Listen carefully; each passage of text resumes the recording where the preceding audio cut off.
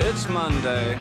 Yes, it is. It's Monday. It is Monday. Hey, Allan Aguirre with your incorruptible 2-minute warning. Week 8 of First John, and it looks like we might be able to actually not only finish First John, but then 2nd and 3rd John this week, which means I don't know what we're going to do next. But man, this First John has been pretty rich, pretty revealing, pretty incriminating, actually, when you realize that how much of the actual text Christianity is not doing. Quite disturbing. We're calling this sound doctrine, obedience, love, because you know what? Whatever Christianity is selling, it's not in alignment with the actual text, with the actual New Testament.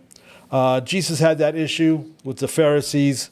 They were not actually, they weren't actually teaching or promoting, the actual text, but their version of it, their traditions. And Jesus said in Mark 7 that their man-made traditions made the actual scriptures null and void. We will be touching on that a little bit tonight on the This Thing is Spiritual Monday night gathering. We're going to talk about how, here's the word, and here's what we do. Christianity versus the Bible. Man versus the Word of God. Man thinking he's doing God, but he's actually not, because this is what God said, and he's not doing that. We're going to talk about that tonight. Don't forget, we have a Shavuot conference coming up as well. We've got the new moon showing up here in the next week or so. The beginning of the first month of Abib, which means Passover. Unlike some of those people that are actually doing it, well, they already did it. It's kind of weird, but no.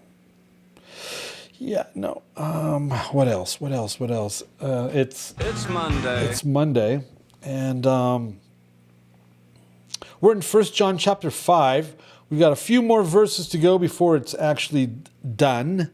We'll be finished with it, and then we'll go on to the 2nd and 3rd John.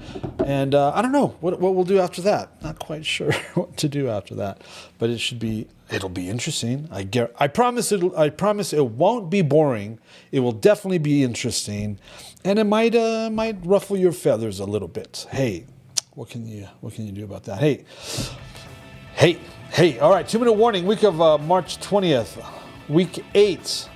1 John 5, 14 through 17. This is the confidence we have in his presence.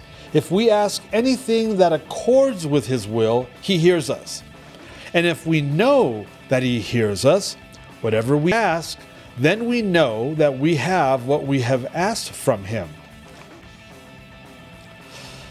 Common sense. If anyone sees his brother committing a sin that does not lead to death, he will ask, and God will give him life for those whose sinning does not lead to death.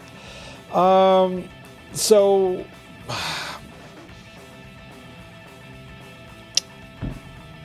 we're supposed to be praying for our brothers and sisters that are committing sins that are not unto death, and asking God for their life. And God will do that if he's not committing a sin that does not lead to death. There is sin that does lead to death. I'm not saying he should pray about that. Okay, this is going to conflict with a lot of basic Christianity. One, you have to actually know the scriptures, the Old Testament, to have an idea of what sins could very well lead to death versus those that don't. And in my own studies, I'm pretty convinced that sexual immorality, regardless of what it is or what flavor of what your choice or flavor for sexual immorality is a sin unto death. It leads unto death. We see that throughout the scriptures, the Old Testament, the Tanakh, the Torah.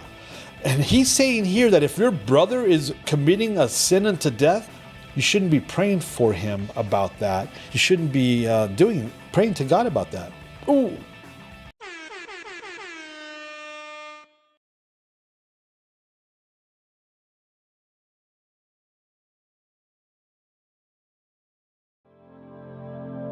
The views and opinions expressed during our broadcasts are solely those of the broadcast producers, hosts, and/or guests, etc., and are not necessarily the views or opinions of the Travelog Network, its sponsors, or affiliates.